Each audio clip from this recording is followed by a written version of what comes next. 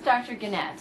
I have James here. I'm going to show you a very important point in acupuncture, bladder 23. You can alternate this with the various 5 elements points. So instead of doing all 5 days in a row, you can do day 2, bladder 23, day 4, bladder 23, etc. How you find this point is you take your hand and feel the top of your iliac crest bone, which is about there. Draw a line to the middle of your back, and then there's actually a little indentation here where the disc space is. This is L4, lumbar vertebra 4.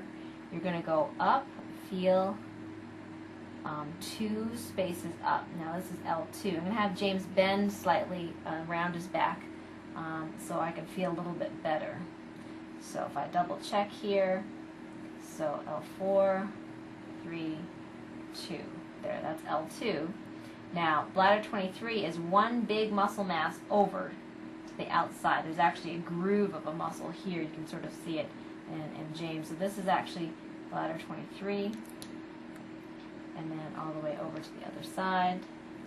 So bladder 23 is sort of like his and her, you know, one on each side. You can actually use the ice wave this way for back pain as well. But this is a very important energy point, bladder 23. The other way you can find bladder 23, especially on yourself, is a little tricky sometimes, but if you take the bottom of your rib cage on either side of your ribs and draw a line back, you should end up with bladder 23 as well.